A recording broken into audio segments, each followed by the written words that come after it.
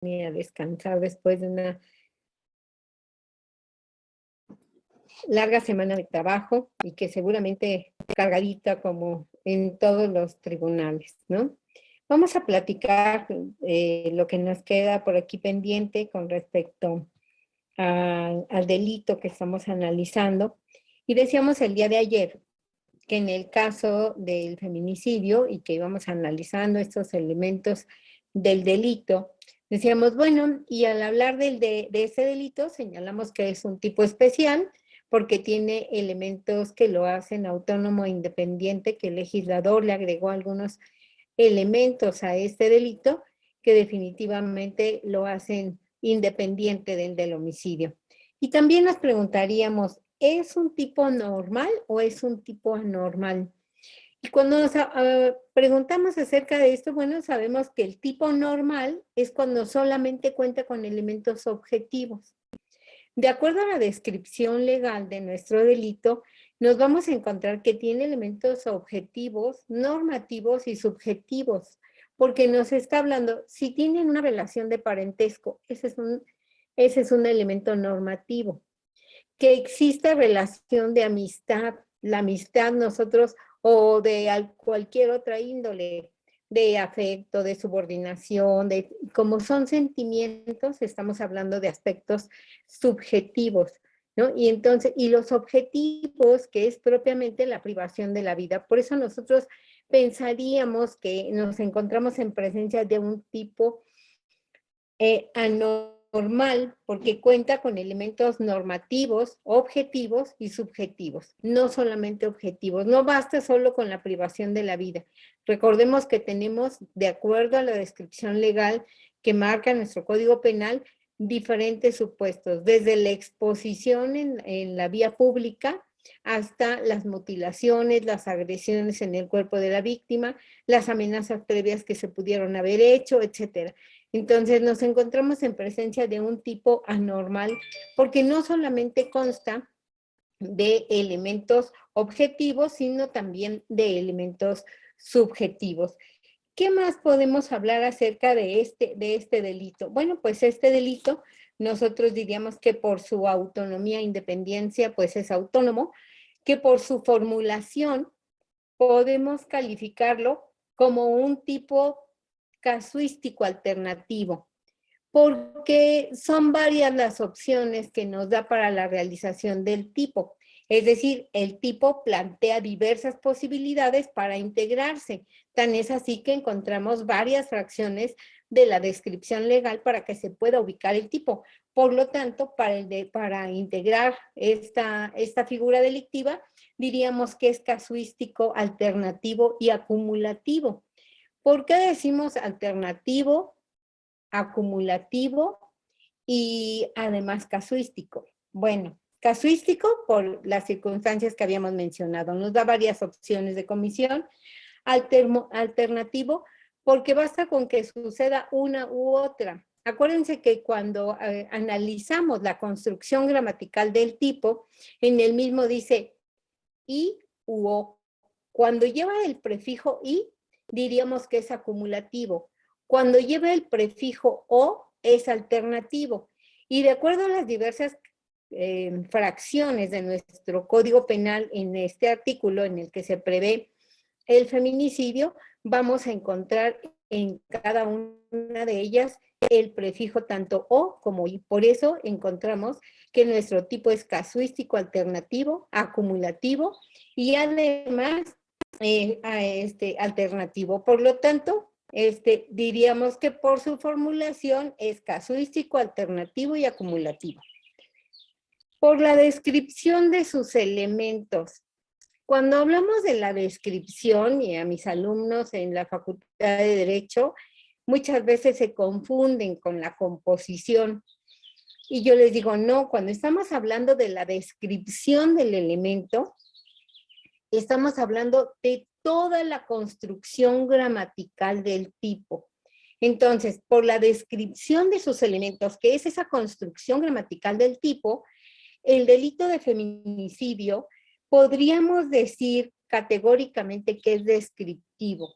¿Por qué es descriptivo? Porque nos va llevando de la mano paso a paso para que podamos encontrar cómo identificar que nos encontramos en presencia de una conducta feminicida. Entonces, de acuerdo a esa descripción legal y a cómo se encuentra estructurado gramaticalmente, a juicio de la suscrita, creo que nos encontramos en presencia justamente de un tipo descriptivo. Pudiera ser un tipo normativo si desde la descripción legal dijera el que ilícitamente, el que sin derecho. Entonces, cuando lleva estas leyendas la descripción legal, es decir, gramaticalmente está construido con estos prefijos anteriores como el que sin derecho, el que ilícitamente, el que con violación a los derechos, el que tal, entonces estaríamos hablando de un tipo normativo porque nos lleva desde su lectura al respeto a la norma. Sería subjetivo el tipo cuando dice el que con el propósito de, el que con la intención de, cuando lleva en su descripción legal la intención subverticia del sujeto pasivo. Y de alguna manera nosotros pudiéramos decir, bueno, pues entonces nuestro tipo de feminicidio también pudiera ser subjetivo, porque vamos a desentrañar de las acciones del sujeto pasivo, del sujeto activo, cuál fue su intención dolosa. Si su intención dolosa era porque era mujer, y tendrían toda la razón al señalarlo. Sin embargo, también nos va señalando el cómo de la realización de la conducta para considerarla como feminicidio. Entonces, atendiendo a estos dos rubros, a que puede ser descriptivo y subjetivo, sin embargo, predomina la descripción de la conducta. Por lo tanto, diríamos que categóricamente el tipo de feminicidio puede considerarse como descriptivo. Pasando al siguiente elemento del delito, que sería la antijuridicidad, a mí me gustaría que nos preguntáramos en este momento, bueno, ¿qué es lo antijurídico? Es lo que es contrario a derecho. ¿Cuál es mi elemento negativo de la antijuridicidad? Nuestras causas de justificación.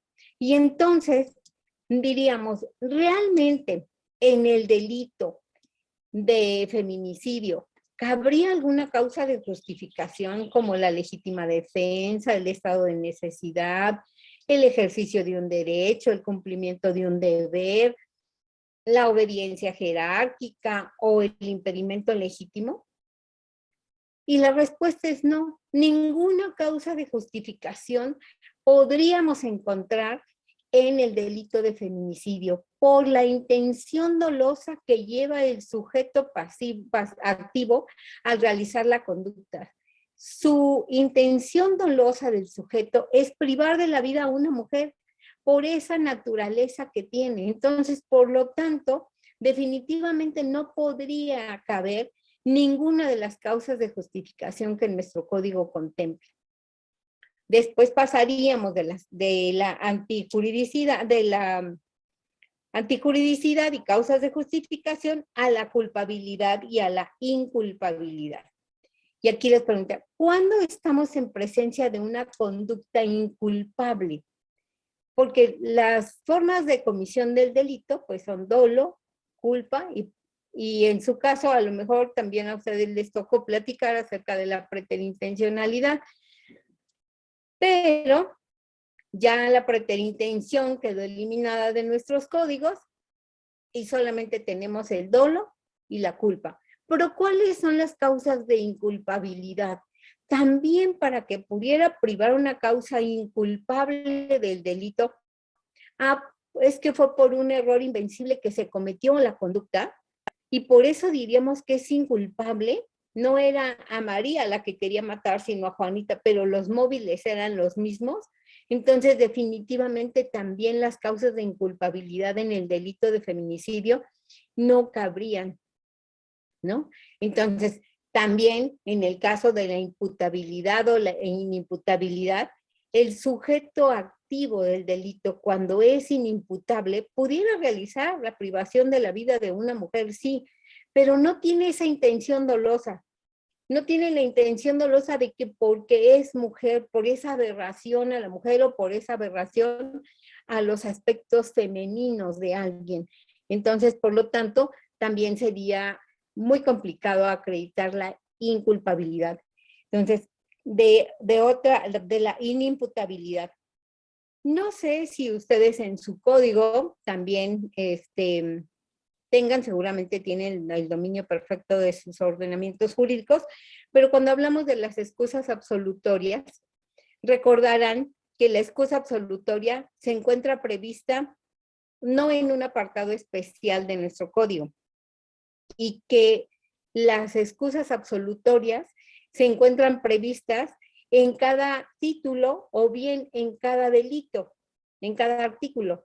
Y en el caso no tenemos ninguna causa de inculpabilidad, ninguna causa de excusa absolutoria que pudiéramos hacer valer para el delito de feminicidio. ¿Qué podría existir como excusa absolutoria?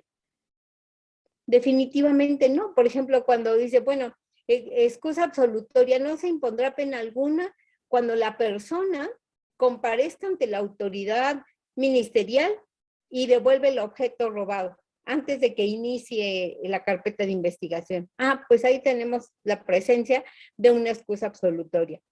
Si el que incumplió con las obligaciones de asistencia familiar pagó todo lo que dejó de ministrar y además deja una garantía suficiente. Pero en el caso del feminicidio, ¿cómo podríamos hablar de una excusa absolutoria? Definitivamente no la tenemos. La condicionalidad objetiva del delito. La condición objetiva de este delito es justamente la feminidad. Y esa feminidad con la que atenta el sujeto activo del delito. Entonces, la ausencia de el elemento negativo, que pudiera ser la ausencia de la condicionalidad objetiva, pues sí podría eliminar el delito, ¿verdad? Entonces, realmente, estas son las circunstancias a las que nos enfrentamos en el acreditamiento de la conducta ilícita, que es la del feminicidio. Y ahora platicaremos un poco acerca de lo que es la reparación del daño. Como juzgadores, como estudiosos del derecho, recordarán y tendrán muy presente que nuestro artículo 20 constitucional establece que es obligación contemplar la reparación del daño y que además ante una sentencia condenatoria, pues no podemos absolver de la reparación del daño. Sin embargo, ha cobrado vital importancia lo que es la reparación del daño en materia de violencia de género y feminicidio. Porque si bien es cierto, ya hemos tenido nosotros experiencias con múltiples sentencias con respecto al pago de reparación del daño, no menos verídico resulta que atendiendo a esta circunstancia, como lo es el delito que nos ocupa el día de hoy, esta tarde, pues es analizar aspectos de vital importancia en nuestras resoluciones, como por ejemplo la naturaleza y la extensión del daño. ¿Cuál es la naturaleza del delito que se cometió? Pues es un delito que atenta contra la vida y que efectivamente nos encontramos en presencia de que se le da muerte a una mujer. Y que además de habérsele dado muerte a una mujer, se le privó de la vida por ser mujer. Entonces, no solamente trata de privarse de la vida, sino de enviar un mensaje hacia la comunidad. Eso es lo que hace el agresor. No solamente priva de la vida a una mujer, sino que además, al privarla de la vida, está enviando un mensaje que pudiera ser ejemplificativo para la comunidad, para la sociedad. Entonces, realmente por eso la autoridad tuvo que tomar cartas en el asunto y hacerse, pudiéramos decir, responsable de que se cumpla con la reparación del daño y que incluso que se busquen los mecanismos para que las personas que han sido víctimas de este delito y que sus familiares tengan esos daños colaterales, sean atendidos adecuadamente. Y esa ha sido la intención del Estado. La intención del Estado es generar un ambiente de paz social. Cuando hablamos de un delito que se persigue de querella, como ustedes lo saben, pues es una lesión muy particular. Si se meten a mi casa, un allanamiento de domicilio, el sujeto quería afectarme personalmente, quería atacarme personalmente y a lo mejor pues alguna rencilla, alguna circunstancia, pero es una violación a un espacio exclusivamente personal. Pero cuando hablamos de un feminicidio, cuando hablamos de homicidios seriales, cuando hablamos de robos con violencia en determinadas zonas, en determinado lugar, claro que está poniendo en alerta máxima a la sociedad.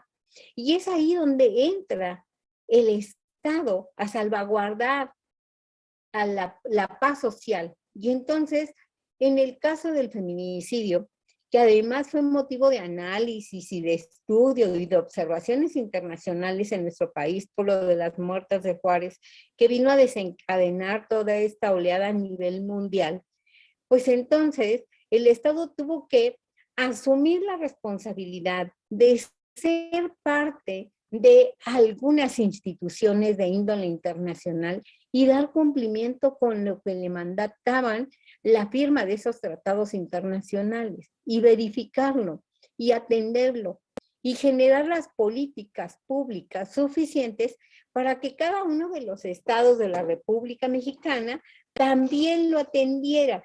Entonces, cuando hablamos acerca de la naturaleza y extensión del daño, pues vamos a verificar, a ver, a la mujer que privaron de la vida, ¿qué variaciones después de esta muerte, qué variaciones en la vida familiar se están presentando o se presentan? ¿Era sostén de la familia? ¿Acaso era una mujer que trabajaba y que estaba bajo su cuidado hijos, madres, padres, no sé, alguien en específico? Bueno, todo esto tendremos que analizarlo en la resolución al momento de emitir la sentencia. Hacer una cuantificación en UMAS, y esas unidades de medida, ¿verdad?, que tenemos, hablar acerca de la reparación del daño material, desde gastos funerarios, la indemnización por muerte que contempla la Ley Federal del Trabajo, y ese daño moral. Y entonces nos damos cuenta que existe un programa de reparación de daño a víctimas. Y este programa de reparación de daño a víctimas contempla rubros muy importantes, como por ejemplo, restitución, rehabilitación, satisfacción y no repetición. Restitución. ¿Cómo podríamos restituirle la vida a alguien? Definitivamente resulta imposible. Sin embargo, vendría lo que es la rehabilitación. Una rehabilitación hacia el núcleo de familia, hacia el núcleo social en el que se desenvolvía. La satisfacción. Fíjense que cuando alguien pierde a un familiar por una circunstancia de feminicidio, muchas veces emocionalmente las personas no quieren hacer reclamo económico. Dicen, es que es ponerle precio a mi hija, es que es ponerle el precio de lo que costó su muerte, y eso no puede cuantificarse en dinero. Entonces tiene que entrar en ese momento justamente el profesional idóneo para explicarle de qué se trata, que no se trata de pagar una vida, que la reparación del daño, esa reparación del daño material que se denomina indemnización por muerte, definitivamente no es lo que costaba su hija. No son los 434,400 pesos lo que cuesta su hija, que es lo que contempla nuestra Ley Federal del Trabajo de indemnización por muerte. Y entonces, recuerden que incluso cuando salió esta reforma de la Ley Federal del Trabajo, muchas aseguradoras pues pusieron prácticamente el grito en el cielo porque pues era una indemnización que ya se encontraba tasada en la Ley Federal del Trabajo, cuando en antaño pues no teníamos, se contemplaban 734 días de salario mínimo, así se establecía, y eso era lo que se imponía de indemnización por muerte. Entonces, hoy por hoy la Ley Federal del Trabajo realiza una nueva cuantificación y al día de hoy esa es la suma que debe imponerse como reparación del daño. Y cuando vamos a hablar acerca de esta restitución o de esta reparación prácticamente de índole moral, nos preguntaríamos, ¿qué vamos a hacer? ¿Qué elementos tenemos? ¿Cómo lo vamos a cuantificar? Bueno, pues las terapias psicológicas, muchas veces las víctimas colaterales, hijos, madres, presencian la agresión física contra la víctima. Y entonces es necesario acudir a terapias de índole psicológico para superar ese estado de frustración de no haber podido hacer nada por la persona a la que se le privó de la vida. Y para ello, pues necesitamos saber el daño que tiene emocionalmente y qué tiempo va a tardar en terapias. Entonces, lo prudente es tener exámenes de tipo psicológico, exámenes de un estudio de mercado para saber cuánto cuesta un estudio de índole psicológico y las zonas, dependiendo del lugar en el que se desarrollaba la persona, las zonas como para poder establecer un término medio justo. También esa rehabilitación de la persona para poder incorporarse nuevamente a la sociedad, a lo mejor supera el estado emocional, pero rehabilitarla poco a poco para incorporarse a la sociedad. La compensación, y como les mencionaba, esa compensación que de pronto pareciera como que las personas no quieren reclamarla, porque dicen, es que yo no le puedo poner precio a mi familia. Los gastos legales, a lo mejor la persona tuvo que recurrir, como en el caso que mencionábamos el día de ayer, tuvo que recurrir a contratar un abogado para que fuera su asesor jurídico, no obstante que es víctima del delito y que la fiscalía podría haberle proporcionado un asesor. Bueno, probablemente no le tuvo la suficiente confianza y tuvo que contratar un abogado. Bueno, pues los gastos legales a que se constriñe perfectamente en estos aspectos el contratar un abogado.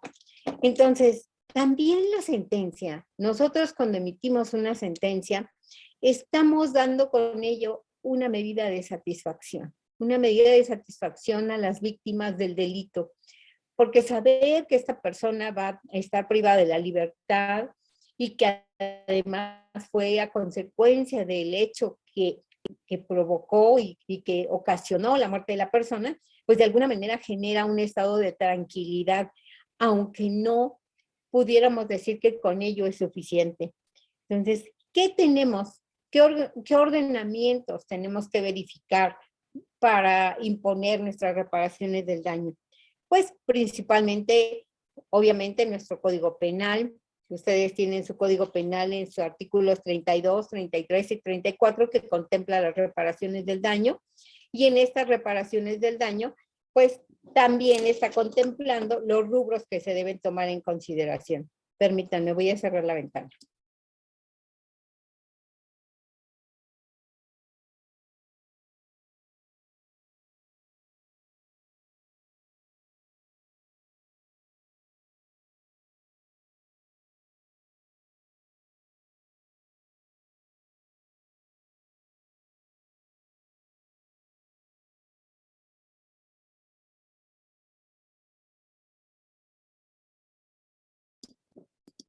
Perdón, para eliminar el ruido. Bien, entonces, contamos con esta ley de, bueno, aparte de nuestros ordenamientos, la Constitución, nuestros códigos penales, el Código Nacional de Procedimientos Penales, existen otros ordenamientos que son dignos de tomarse en cuenta para la reparación del daño y que si bien en algunos casos no son vinculantes, no obstante ello, sí son orientadores, sí nos pueden ayudar para hacer nuestros argumentos de reparación del daño, como pudiéramos invocar Pues la ley de atención a víctimas. En la ley de atención a víctimas se contempla un fondo de atención y por eso les comentaba yo hace un momento, el Estado asume la responsabilidad de verificar que se le pague la reparación del daño a la víctima. Y este fondo de atención, que si bien es cierto, es un camino tortuoso para las víctimas, en el 2020 accedieron a este fondo 115 personas, 115 víctimas apenas, y bueno, y estamos hablando, y no solamente víctimas de feminicidio, y estamos hablando que este fondo se aplica pues solo en casos de delitos graves. Pero ¿qué se requiere? ¿Qué se les pide a las víctimas que acuden a solicitar se tomen recursos de este fondo? Pues que agoten las instancias que se tienen. El primer requisito indispensable que les piden a las víctimas para que se pueda tomar en consideración este fondo, pues es que ya se haya dictado una sentencia y que esa sentencia haya causado ejecutoria. Fíjense, por ejemplo, y si no encontramos al feminicida, ¿cómo le van a dictar la sentencia? Y entonces, si no teníamos iniciado un proceso, si hubo alguien que no denunció, porque pues definitivamente no tenía las posibilidades y le siguieron el proceso por homicidios y etcétera, y además no se encontró a la persona. ¿Qué es lo que pueden hacer? ¿Cuánto tiempo van a tardar? Exactamente a eso se refiere con ese trámite tortuoso de la reparación del daño de las víctimas y este fondo, que no es cosa menor, ¿eh? Este fondo al que nos estamos refiriendo, de acuerdo a los datos estadísticos, cuenta con 43,200 millones de pesos como presupuesto para atender a las víctimas. Y este fondo se va directo al programa de reparación de daño a víctimas directas o víctimas indirectas. Solamente que, pues sí, efectivamente, para que se pueda acceder a este programa, pues se tiene que acreditar pues que ya se inició el procedimiento de la reparación del daño, que se han hecho los requerimientos completos con respecto a la reparación del daño para que pueda generarse y que se pueda pagar. Fíjense, por ejemplo, en antaño, ¿qué era lo que pasaba cuando no teníamos jueces de ejecución? Pues que el órgano administrativo encargado de los centros de reinserción social, no obstante que estuviéramos en presencia de un delito considerado como grave, pues no hacía los cobros periódicos de la reparación del daño. Y pasaba un año, pasaban dos, pasaban tres. ¿Y qué pasaba? El interno, ay, voy a pedir la prescripción de la reparación del daño. Al fin de que ya pasaron 3 años, pues ya no pago la reparación del daño. Al año, como no me cobraron la multa porque estoy aquí interno, también prescribo la multa que me fue impuesta y por lo tanto ya no debo multa, ya no debo reparación del daño y entonces puedo acceder a que se me concedan beneficios. Y en aquel momento lo que estaba en vigor pues era el indulto y entonces acudían a que se les concediera el indulto en el siguiente análisis, porque pues ya no tenían deuda de reparación del daño ni tampoco tenían deuda de multa. Hoy con nuestros jueces de ejecución esto ya no acontece, porque el juez de ejecución lleva un reclamo periódico, incluso se hacen planes de reparación del daño para que no obedezca esto de que se pueda prescribir la reparación del daño y dejar en estado de indefensión a las víctimas. Y estamos hablando de las víctimas en general. Entonces, ¿qué busca el Estado con este programa de reparación de daño a víctimas? Busca hacerse responsable y responder con respecto a esos delitos. Estos delitos que son un lastre dentro de la sociedad y que además ocasionan angustia, zozobra, preocupación, porque, bueno, incluso, por ejemplo, si algunos de ustedes tienen hijos o hermanos, hermanas, pues ya le piensan 2 veces para dejarla salir a la calle con esta ola de violencia en contra de las mujeres, o si los dejan salir o si salen, pues van acompañados de una persona mayor, alguien que pase a dejarlos, alguien que pase a recogerlos, etcétera. precisamente por ese estado de angustia, zozobra, inseguridad en el que se ha visto amenazada a las mujeres. Y entonces se trata de protegerlas en ese extremo. ¿Qué instituciones tenemos? Pues tenemos la Convención Americana de los Derechos Humanos, de la que México desde 1981 es parte. Y al ser parte de esta convención, pues obviamente es parte obligada y tiene que atender a los principios que esta convención establece.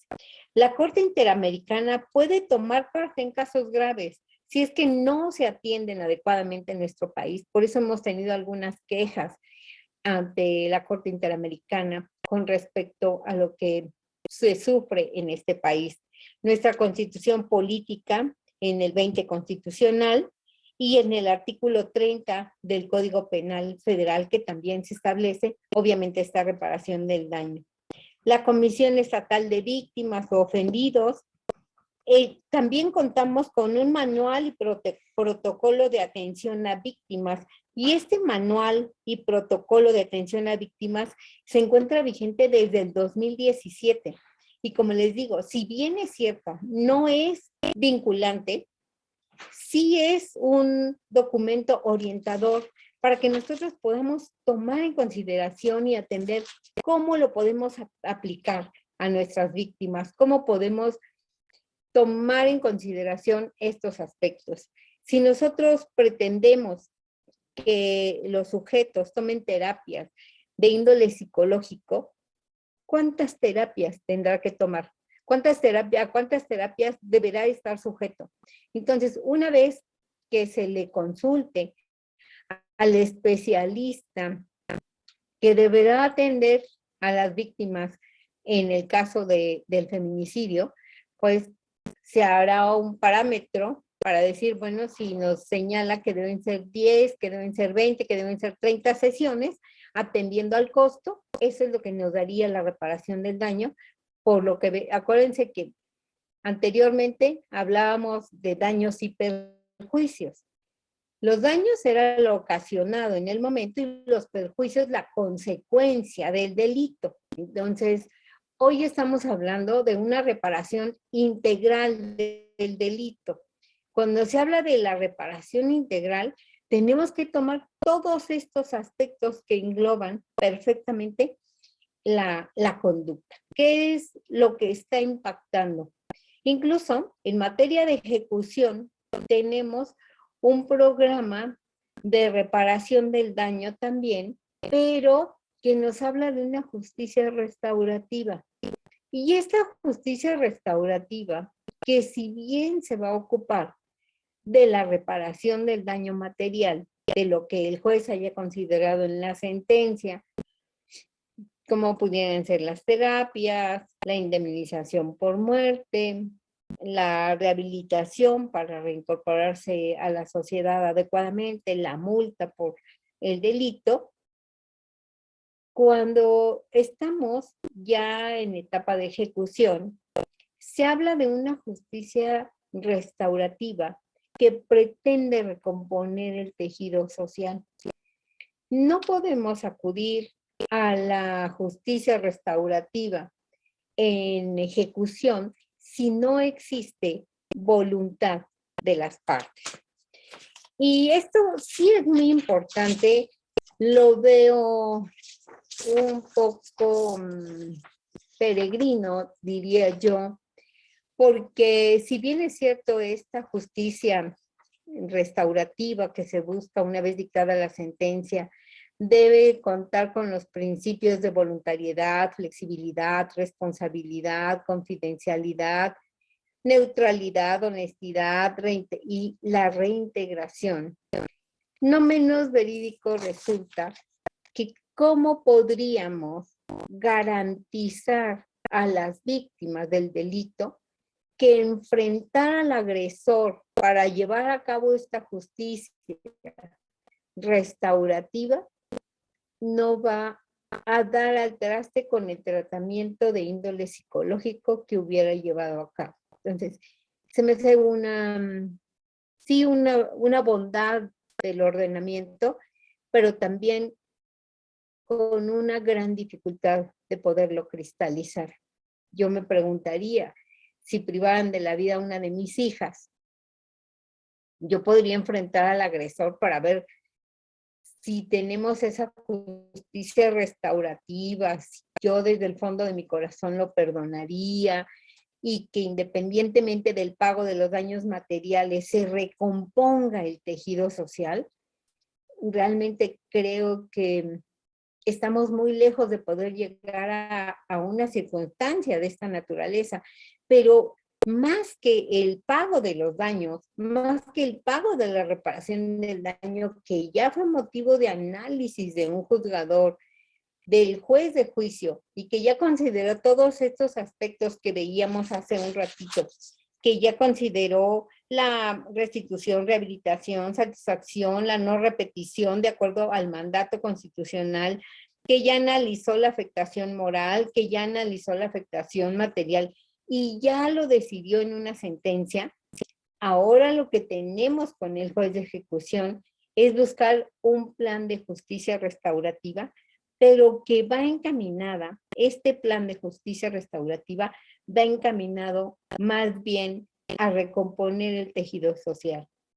No sabemos si realmente pudiera dar ese resultado que pensó el legislador en su momento, porque como les comento, realmente se necesitaría tener también con el victimario, pues sesiones para haberlo sanado emocionalmente y que al momento de llevar a cabo esta reunión de justicia restaurativa con las víctimas del delito, pudiera generarse un ambiente propicio para generar esta recomposición de índole social, porque el daño causado pues realmente fue en extremo, ¿no? Entonces, se me hace, como les comento, como muy romántica la idea, pero bueno, nada descabellada. También forma parte de esa integración, de esa reintegración del sujeto a la sociedad y tal vez pudiera presentarse en algunos casos excepcionales, ¿no? No sé si ustedes tuvieran alguna duda, me gustaría que me cuestionaran o hicieran algunos comentarios con respecto a estos aspectos de la reparación del daño y que pudiéramos realmente pues interactuar y compartir experiencias.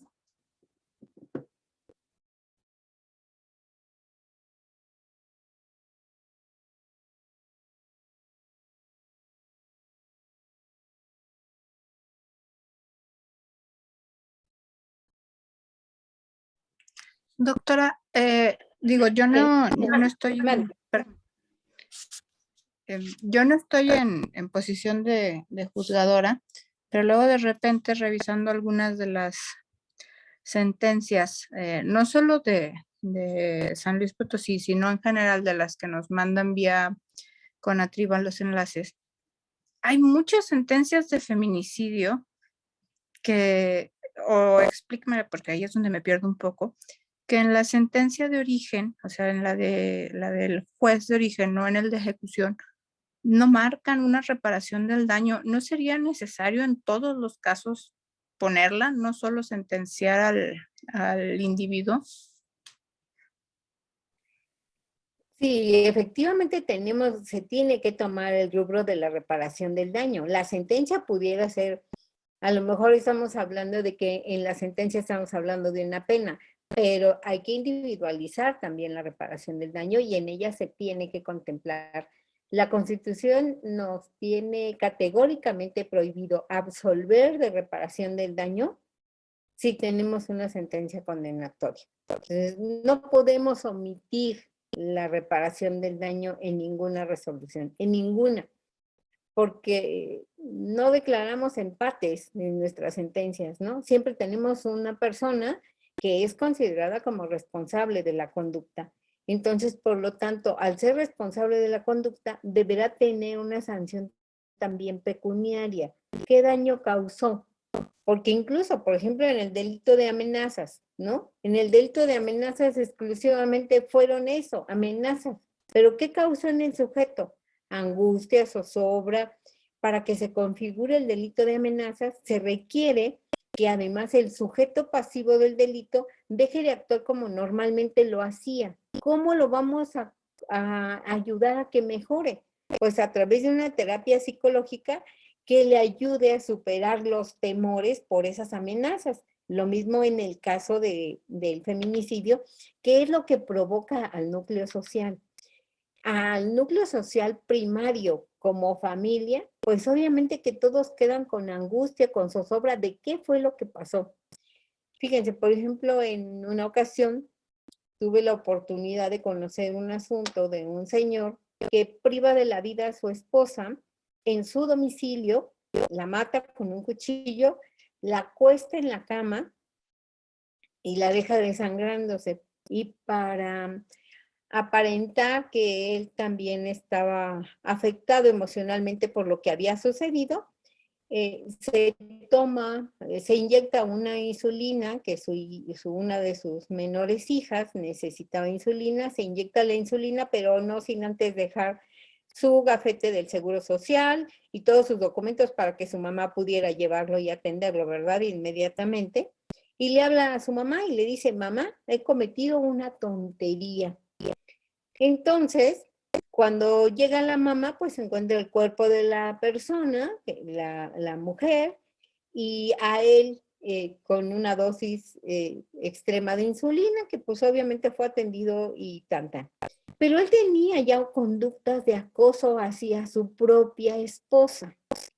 En todos los días anteriores le había pedido a su esposa que tuvieran una relación con parejas diversas, que ella tuviera una relación con otra persona y que a su vez le consiguiera con quién tener una relación él. Quiere el acoso de tal manera que la señora se sintió tan acorralada por su esposo que acabó diciéndole, sí, ya sostuve la relación que me pediste. Y sí, Juanita, de mi trabajo, va a quedarse contigo. Entonces empezó a acosarlo porque en su cabeza el señor atacaba se había hecho ya toda esa fantasía con respecto a su esposa y a esta otra persona. Entonces, como no logra su fantasía, lo que hace es privar de la vida a su mujer en ese sentido. Pero ¿cuál fue el impacto hacia la madre del señor, hacia las dos niñas que tenía? Porque además las agresiones eran constantes dentro de la familia.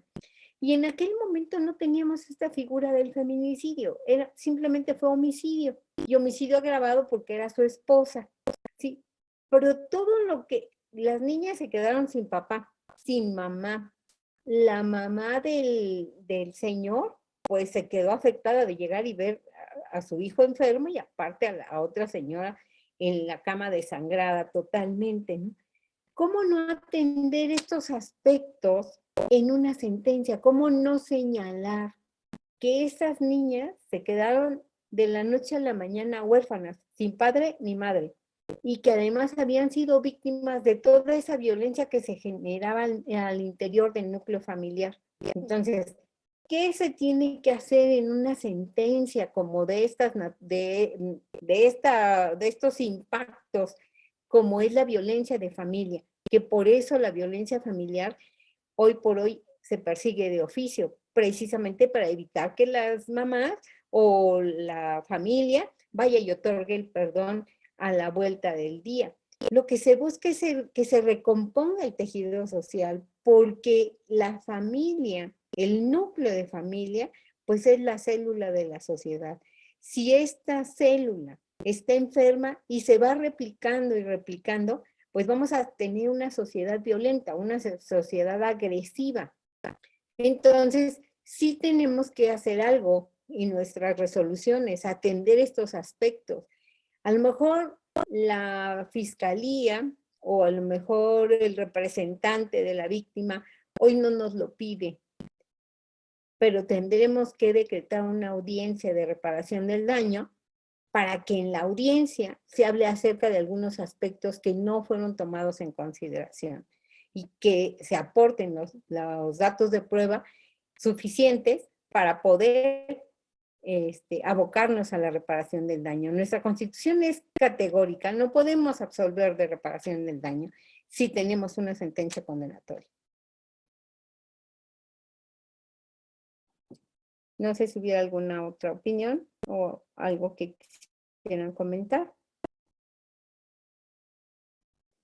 De no ser así, pues estaría concluyendo nuestra plática para dar el tiempo de la entrada del director de su instituto que tan amablemente estará con nosotros unos momentitos. Gracias. Muchísimas gracias, doctora. Pues antes de cederle el uso al licenciado David, agradecerle nuevamente que haya aceptado la invitación y que haya estado con nosotros. De verdad, estamos muy, muy agradecidos con la respuesta, también con los participantes, y pues ojalá podamos seguir participando juntas, doctora. Muchas gracias. Muchísimas gracias, licenciado David, si gusta dirigirnos las palabras. Muchas gracias, Selene. Doctora, pues, me disculpa, tuve unos problemas técnicos, pero a nombre de la magistrada Olga Regina García López, quien le aprecia y le envía un saludo disculpándose por no haber estado, por no haber podido estar con nosotros, le agradecemos su exposición sobre un tema tan importante, de una problemática como lo es el daño que sufren las víctimas indirectas del feminicidio debido a la dificultad en la que se enfrentan para lograr la reparación del daño. Estamos ciertos que esta exposición mucho abonará al trabajo de las operadoras y operadores jurisdiccionales para su estudio. Muchísimas gracias, doctora, y como dijo Selene, pues esperemos vernos muy pronto nuevamente aquí en la Escuela Judicial, en el Poder Judicial de San Luis Potosí, que es su casa. Muchas gracias, les agradezco mucho. Yo sé que de pronto las redes sociales, si bien nos acercan, a veces no nos permiten a lo mejor explayarnos como quisiéramos, ¿no? Realmente sí son un acercamiento para la comunicación, pero también son de alguna manera limitantes. Yo espero que haya sido de utilidad, realmente fue corto, tuvimos, pues hablamos un poco de cada cosa, de elementos importantes del delito que había que abordar, pero creo que hay mucho material por abordar en la materia de feminicidio. Es un tema tan actual que incluso pues la Suprema Corte de Justicia, como les mencionaba el día de ayer, está realizando un cortometraje de tres episodios con respecto al feminicidio, y precisamente por eso, porque es un aspecto que está lesionando constantemente a nuestro entorno social y que nos mantiene en alerta a todos, pero en especial a los juzgadores y juzgadoras que tenemos ese contacto directo tanto como con las víctimas como con los victimarios, y que de pronto, pues aunque no queramos, nos llevamos los problemas a la casa, ¿no? Entonces, pues sí, son temas que lastiman, pero que también es necesario atenderlos. Totalmente de acuerdo, doctora. Muchas gracias, en verdad. Pues, sin más que agregar, reitero el agradecimiento por haber contado con el honor de haber cortado con su participación. También un saludo a todas y todos quienes se conectaron. Les deseo que tengan un excelente fin de semana y pues estén hablando de redes sociales, doctora. Les invitamos, aprovecho el comercial, para invitarlos a que sigan las redes sociales del Poder Judicial en Facebook y en YouTube y en Twitter, y también la red social de la Unidad de Derechos Humanos y Género, para que ahí puedan enterarse de todos los eventos, talleres, pláticas, etcétera, que con mucho cariño y mucho esfuerzo la unidad, la escuela y el Poder Judicial en general preparamos para todos ustedes, todas y todos ustedes. Muchas gracias y fue un placer estar con ustedes. Muy buenas noches. Que tengan un excelente fin de semana. Hasta luego. Gracias. Hasta luego. Gracias a todos.